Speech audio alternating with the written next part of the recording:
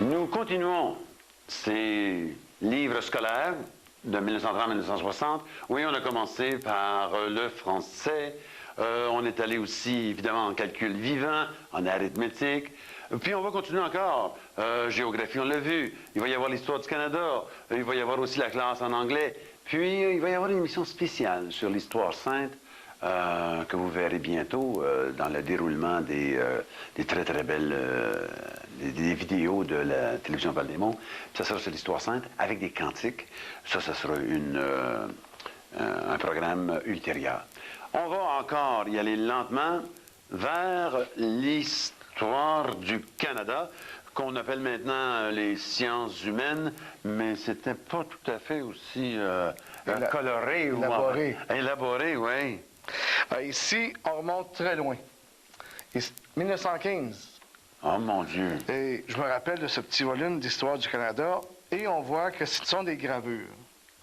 Donc, et même, il y a certains élèves qui y mettaient de la couleur dans les volumes. Et c'était l'histoire complète de l'histoire du Canada d'un bord à l'autre. En 1945, vous voyez tout de suite que le volume prend de l'essor avec des gravures encore plus élaborées, parce que ce sont des excellentes gravures pour pouvoir donner ces éléments-là. Et on voit que certaines photographies apparaissent également dans l'histoire du Canada de 1945. Ça, il en parlait dans ce temps-là d'histoire réelle, romancée. C'était, à l'époque, les connaissances qu'on avait de l'histoire du Canada, parce qu'on s'aperçoit, après coup, après les recherches, que certaines histoires étaient un peu romancées ou exagérées. D'accord. Pour mousser un peu l'esprit patriotique du temps. OK, d'accord. Comme Delors des Ormeaux, etc. Oui, oui. Et arrive un homme extraordinaire, c'est Guy Laviolette. C'est un nom de plume parce que c'est un frère de l'Institution chrétienne, Achille Gingras, qui a tout produit cette série. Et vous allez voir que pour les élèves du primaire, dans les premières années, troisième année, les illustrations sont d'une qualité pour l'époque qui était superbe. Donc, il expliquait tout, que ce soit sur les Indiens, que les premiers fondateurs, comme ici, on parle de la Nouvelle-France avec Champlain, et vous allez voir tous les découvreurs avec la Vérandrie. Ensuite, on voit très bien illustré. On voit que le texte, il n'est pas important. C'est l'image qui frappe. Et l'élève va nécessairement retenir bien plus par l'image que par le texte. Parce que à ce niveau-là, c'est plutôt une connaissance générale de l'histoire. Oui, puis rester avec le mot indien aussi, évidemment, ça venait de tellement longtemps qu'ils avaient découvert la route des Indes. Oui, le mot amérindien n'était pas utilisé du tout dans ce temps-là. Et on va voir les grands noms. Jacques Cartier. Samuel de Champlain. Vous avez ensuite Marie de l'Incarnation, qui est un des grands... des grands de notre province française, c'est-à-dire la province de Québec. L'éducation, oui. Et ensuite, les martyrs canadiens avec René Goupil et le père Jogues. Ensuite, avec l'éducation, avec Marguerite Bourgeois. OK. Et toute l'hospitalisation également. Delors des Ormeaux, que j'ai dit tantôt, des fois que c'est plutôt un peu légendaire à certaines époques. Frontenac. Sauf Québec. Sauf Québec, oui. Dans la bouche de mes canons, d'accord. On se rappelle tout. Oui. D'Iberville. Mais il y a eu des émissions, des émissions télévisées qui ont été. Montcalm. Et enfin, Monseigneur Bourgette. Donc, on voyait, tous les éléments de base sont déjà dans les volumes du primaire. C'est-à-dire le début du primaire, troisième. Et les volumes de 3e, 4e, 5e, de 4, 5, 6, 7 vont reprendre les mêmes éléments et on remarque les mêmes couleurs de fond qu'on a eues dans les autres volumes de français et tout ça. Et les illustrations, vous voyez tout de suite que sont les mêmes. Qu'on prenne les volumes de 5e, 6e ou 7e année, les couleurs sont plus pastel, mais sont toutes de la même base au point de vue reproduction. Le texte était plus enrichi, évidemment. Oui. Puis c'est là aussi qu'on arrivait la mémoire. Là, il y avait des examens à la fin d'année, tout ça. Donc, c'est ça, la personne devait apprendre énormément. Oui, à ce moment-là, la mémorisation était forte. Et si on prend celui de 7e année, c'est les mêmes illustrations qu'on rencontre dans cette volume-là, cette série de l'histoire du Canada. Ils ont résumé tous ces volumes-là en deux, c'est-à-dire ils ont pris 4e, 5e, et vous avez 6e et 7e. Ils ont résumé tous ces volumes-là. Mais l'illustration demeure la même, elle ne change pas parce que on est dans les années 50. Donc, l'impression ne change pas. Ça ressemble beaucoup, beaucoup. Puis on parle de M. Laviolette. Oui, toute cette série-là, c'est Guy Laviolette. Et les frères d'instruction chrétienne vont sortir également, vu que c'est un frère d'instruction chrétienne également, ils ont publié une autre façon, et c'est Guy Laviolette qui, on dirait que ces deux séries-là, je ne sais pas pourquoi, ça ressemble beaucoup parce que c'est l'épopée canadienne. Donc, on va un petit peu plus loin dans les exploits d'Iberville. Ce sont les mêmes choses, mais comme tu disais tantôt, repris sur d'autres aspects de l'histoire. Il y a dû avoir des demandes du ministère ou de d'autres groupes qui lui demandaient de le modifier. On ne dit pas que c'était des réformes générales et globales, mais il y a dû avoir des changements aussi. M. Laviolette, as-tu travaillé énormément? J'ai bien vu, peut-être que lui, dans ses recherches, s'est aperçu que certains éléments devaient être changés dans l'histoire et il a publié une autre série pour nécessairement donner des éléments plus à point à ce moment-là, des historiques. Louis Hébert, je le reconnais tout de suite, parce que moi aussi, je l'ai utilisé étant jeune. Puis, c'est intéressant, parce qu'on voyait aussi le mot histoire. Puis moi, comme j'ai dit tantôt, j'aimais ça, lire. Donc, moi je le dévorais. Puis, Et là, on change de congrégation, on est avec les écoles chrétiennes. Donc, les écoles chrétiennes également ont publié leur histoire, mais ils se sont centrés sur les pionniers, c'est-à-dire comment le pays s'est développé, comment est-ce qu'ils ont découvert tout le pays. C'était des découvreurs. Ils sont centrés sur les découvreurs du pays. Ah oui, je me souviens de la collection philatélie aussi, là, pour les timbres que le Canada produisait. Et l'aspect photographique également qui est important. Oui. Celui-ci. C'est la même chose, on voit que les couleurs contrastées. On jurait avec les volumes de tantôt en français, là, qui étaient dans la même sorte d'imprimerie, qui était du temps. Est-ce qu'on peut parler qu'on devenait réellement plus fier ou, comme tu as dit tantôt, patriotique? C'était peut-être une idée de base des auteurs de développer cet esprit de racines. Accentuer nos racines québécoises ou canadiennes. C'était plutôt canadienne dans le temps. D'accord. Mais accentuer notre sentiment d'appartenance au pays. Donc, on voit tout de suite dans les volumes que c'est une histoire quelquefois romancée, mais ayant pour but l'appartenance, le sentiment d'appartenance. J'aime ça, ce mot-là, appartenance ou solidarité. On la cherche encore de nos jours. Puis si on identifie un peu plus nos racines, il me semble qu'on se connaît plus. Puis qu'on voit que oui, il y a eu des choses difficiles, mais il y a eu aussi, entre guillemets, des héros. Puis des héroïnes, des gens qui ont fait des... Ça leur demandait bien du courage. Oui, c'est ça. Oui. Et voilà, ça résume un peu l'histoire du Canada qui est enseignée à cette époque. Moi, je trouve ça très intéressant. Mais ça se trouve pas facilement, évidemment, les livres. Non, les volumes, je ne pourrais pas vous dire, on pourrait retrouver ces volumes-là à ce moment-là. Nous continuons les leçons de 1930 à 1960. Nous allons passer à d'autres matières. On va parler de la classe en anglais, l'économie domestique, comment être une femme parfaite, si ça existait, ainsi que l'homme parfait. Le cours de dessin. On va toucher aussi à une certaine révision parce que les examens existaient de plus en plus au fur et à mesure aussi que la fin d'année approchait. Puis il va y avoir des volumes auxiliaires. On va attaquer tout de suite. Do you speak English, Jean-Denis? A little bit. Donc, c'était un peu la langue seconde que c'était réservé au début, dans les fins du primaire, 6e, 7e, 8e, 9e.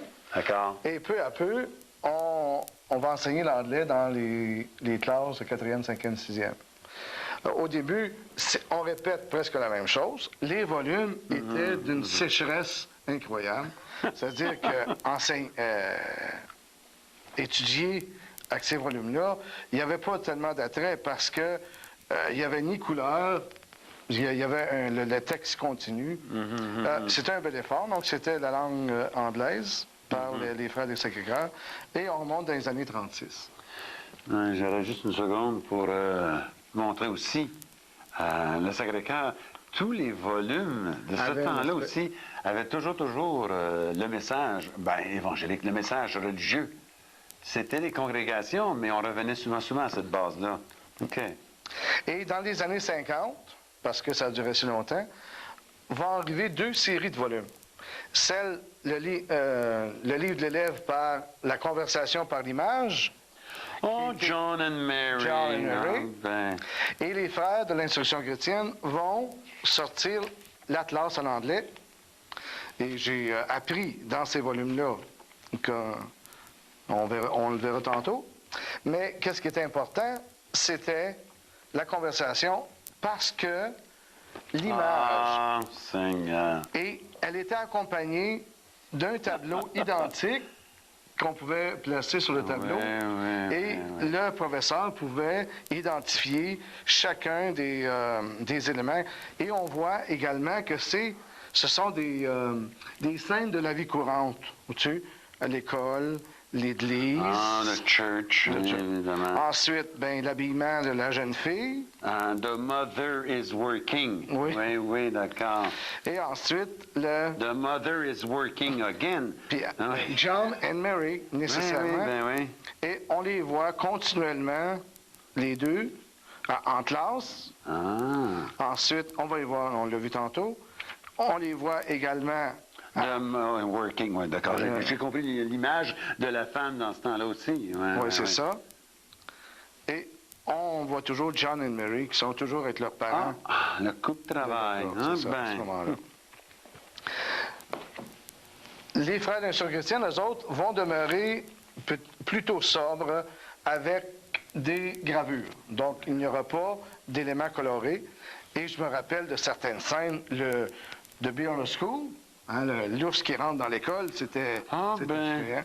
Et ensuite, celle qui m'est restée le plus longtemps dans la mémoire, The Three Robbers, les 3 voleurs. Donc, c'était une des premières leçons.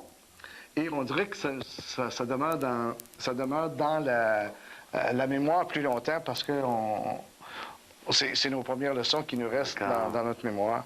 Et ainsi de suite, qu'on prenne d'autres éléments, on voit sur les gravures avec les leçons qui sont là.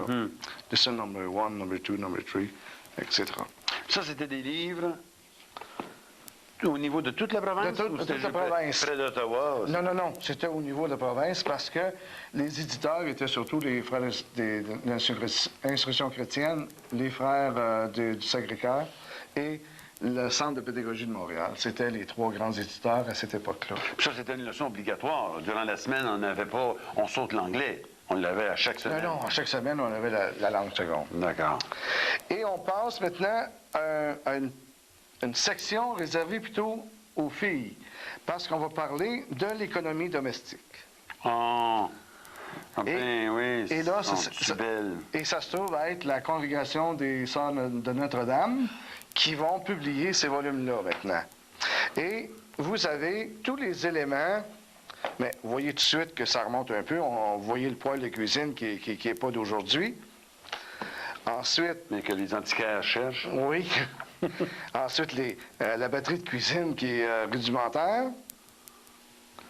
Et vous avez tous les éléments qu'on va rencontrer, nécessairement le tricot.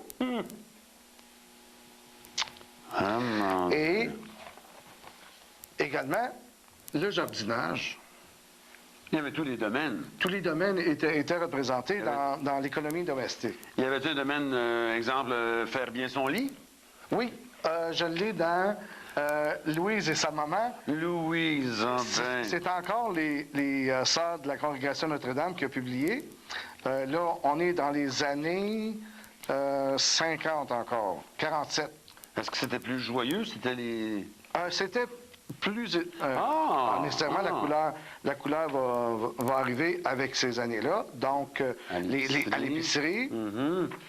Vous avez ensuite le jardinage. Oui, nécessairement, le jardinage, on dirait qu'il est encore plus intéressant à cause de la couleur. Mhm. Et également, comme tu disais tantôt, comment faire son lit. D'accord. Ouais, je connais quelqu'un qui refuse que son ado fasse son lit parce qu'il n'y a pas sa façon que probablement elle a appris ça. Je trouve ça drôle. Il y a une dame en ce moment qui rencontre des gens, des jeunes dames qui ont eu des problèmes dans leur vécu. Des fois, c'est des filles mères. Des fois aussi, c'est des gens qui viennent de milieux défavorisés.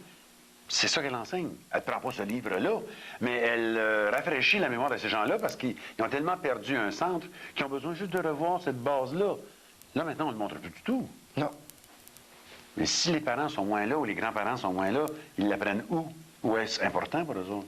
Je trouve ça drôle. Et j'aimerais te lire un petit passage lorsqu'on parle de la maison, le choix d'une maison. Comment est-ce que c'est important dans ce temps-là? Ça, c'est la collection de... C'est la collection également à l'économie domestique à l'école complémentaire. Et vous voyez juste un petit passage. Ainsi que l'homme, la maison a, en quelque sorte, un corps et une âme. Le corps, c'est la construction de pierre et de bois. L'âme, ce sont les traditions, les principes, les amours et les vertus qu'elle abrite, qu'elle incarne, pour ainsi dire, et transmet de génération en génération.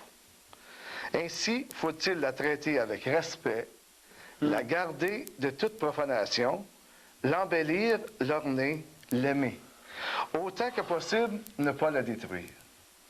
Comment est-ce qu'il prenait soin des choses? Oui. Des fois qu'on voit la destruction des maisons centenaires, là, on rase certains quartiers au complet. D'accord. Donc, c'est pour ça. Oui, j'en ai parlé aussi avec une technicienne de télévision Val-des-Monts aussi, le mot maison, puis ça venait aussi une maison dans ce que tu fais, dans ce que tu es. Puis c'est très beau comme appartenance. De garder la maison de briques du grand-père, c'est très bien, mais de s'apercevoir qu'on en cherche une maison à l'intérieur de soi, ça aussi, je trouve ça très beau. Et on passe au cours du dessin, c'était la récompense du vendredi. Les élèves avaient été bien sages. C'était le cours du dessin. Et les frères de l'Institution chrétienne ont publié certains éléments de dessin parce que tous les professeurs n'avaient pas la base de dessin. Technique, d'accord. Le cercle, le carré, le triangle, et etc. Donc, ça, c'était des cahiers... Pour les enseignants. Pour les enseignants.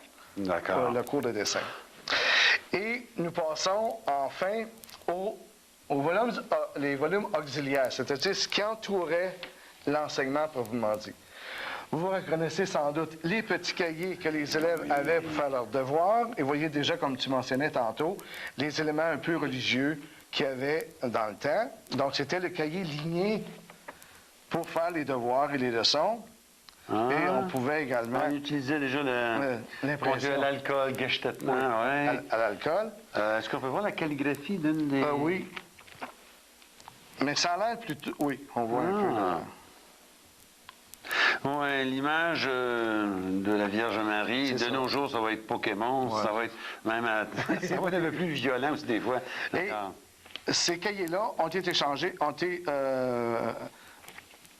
comment je pourrais dire ça, remplacés par les feuilles mobiles sous forme de cahiers. Ah, d'accord. Ah, OK, je comprends. Donc, c'était la même chose, le cahier ligné, à ce moment-là. Et l'élève pouvait avoir également mes leçons et devoirs, c'est-à-dire pour la mémoire de l'élève, pouvait marquer ses devoirs et leçons. Et vous voyez en bas, signature des parents. C'est encore en mode aujourd'hui. Ah oui, on attend encore ça aussi, oui. Il y a un petit volume il y a certains dans certaines écoles, avaient le règlement des élèves. Et chacun avait ce que vous appelez aujourd'hui agenda, je crois. Donc, et l'élève avait tous les règlements mettons, Oui, allez-y donc, rapport hein. entre eux. Que penser des groupes à part? Ils nuisent toujours au bon esprit d'une école. Ah, Quel est, dans une école, le rôle de l'enfant sérieux? Il doit s'efforcer de gagner à Dieu par ses paroles et plus encore par ses exemples et les services qu'il leur rendra. Les élèves dont la conduite laissera désirer. Il se fera pardonner son zèle de témoignage d'une franche, une sincère amitié. une sincère amitié. On en parle en 2000 aussi du respect. Et également, on avait les examens officiels pour préparer parce qu'il y avait certains degrés qui passaient, on passait des examens du ministère.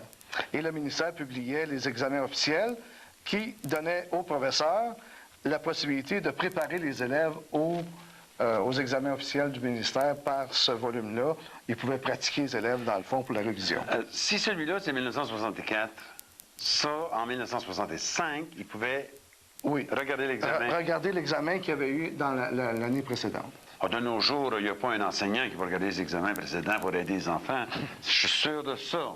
Et on termine par un volume qui est important à l'époque, le livre de préparation du professeur. C'est-à-dire, le professeur devait préparer tout ce qu'il enseignait dans la journée, religion, français, anglais, calcul, géographie ou dessin selon la journée, devoirs et leçons. Et ce volume-là était signé quelquefois, contrôlé plutôt, par le directeur qui avait la permission de regarder la préparation pour savoir si ces professeurs-là avait bien fait son travail. Hein. Et le directeur de la région, le directeur régional, pouvait également signer ou contrôler. Et ici, bien là, dans le cours de dessin... Le directeur pour vous récompenser, ça? Non, c'est que moi, j'avais fait le dessin que j'avais enseigné cette date-là, le 21 mars 1963. Donc, c'était ça, ma préparation de classe à ce moment-là. Ah, c'était ça qu'il y avait à travailler vendredi. C'était toujours le vendredi? Le vendredi, d'habitude. Ah, bon, on faisait... Et voilà qui termine un peu toute cette présentation des volumes scolaires pour nécessairement le rappel des souvenirs, parce que j'ai les enseignés, mais aussi également, il y a plusieurs personnes qui vont regarder l'émission, qui vont se remémorer tous ces volumes. Ah. Quand on arrive à tout ça, puis de nos jours, on voit qu'on a 7, 8 ou 10 matières. Dans ce temps-là, il y en avait autant. Il y en avait autant, oui. D'accord. Puis il fallait aussi des préparatifs. Il n'y avait pas la dynamique de toute l'interaction des matières. Tu n'arrivais pas en disant, économie domestique ou histoire ou les dessins, ça entrait dans le français puis dans les mathématiques. C'était réellement à part. À part, oui. D'accord. Je poserais quand même une question, Jean-Denis. Pourquoi avoir choisi cette collecte, ces spécimens du passé? Je ne dis pas qu'ils sont pleins de poussière, là, mais qu'est-ce que c'est qui t'a amené à faire cette présentation-là? Mais ces volumes-là, c'est comme l'enracinement. C'est-à-dire que notre éducation vient d'un lieu, d'un élément, et ces volumes-là, c'est là-dedans qu'on s'est instruit. Et c'est là-dedans qu'on a pris notre formation pour faire ce qu'on fait aujourd'hui. Si je veux professeur, nécessairement, il fallait bien que je prenne mon enseignement, et mes professeurs d'antan se sont efforcés de me donner les connaissances, et c'est un peu dans ces volumes-là que se trouve la source. L'enracinement, les racines. Ça ferait quoi comme sentiment d'avoir présenté cette émission-là, d'avoir présenté toutes ces matières? Y a-t-il quelque chose qui se passe en dedans de Johnny Charbonneau? Ça me fait plaisir parce que ça partage une richesse. Puis c'est une richesse commune. Tu sais, ça a été publié par des congrégations. C'est un peu le fruit de notre travail en tant que Québécois. Donc, c'est intéressant de voir toute cette œuvre-là qui a été faite. Si des gens disaient, moi aussi, j'en ai des collections de vieux livres, ça serait quoi la raison de Jean-Denis Charbonneau d'avoir une collection de vieux livres, puis de recommander ça aux gens de le faire? Mais s'ils peuvent, parce que si jamais il y en a qui avaient des volumes qu'ils veulent se débarrasser, je serais intéressé de l'avoir, ça compléterait cette chose-là. D'accord. Ça fait partie de Jean-Denis Charbonneau. Oui. Je vous souhaite à tous et toutes de trouver une passion j'exagère pas le mot en disant passion pour Jean-Denis, de la façon qu'il en parle, que ce soit des livres, que ce soit de la calligraphie, que ce soit peut-être des vieux dessins que vous aviez gardés. Il y en a qui fait parfois des petits vernissages, bon, ça nous surprend un peu. Donc, même la conversation anglaise, ça vous a aidé à vous connaître, même dans ça. Ben, je vous souhaite d'avoir cette passion, cet amour du passé, du patrimoine, pour le respecter, puis peut-être le laisser aussi aux enfants, le laisser en tout cas à Val-des-Monts, parce que Jean-Denis, puis les gens ici vont en prendre soin. Ben moi, je suis très content. Des fois, j'arrive en voyant tellement de leçons pour moi, enseignant, puis ça m'a aidé à revoir un panorama de beaux souvenirs. Ben, je remercie, Jean-Denis. C'était bien, on dit c'était bien.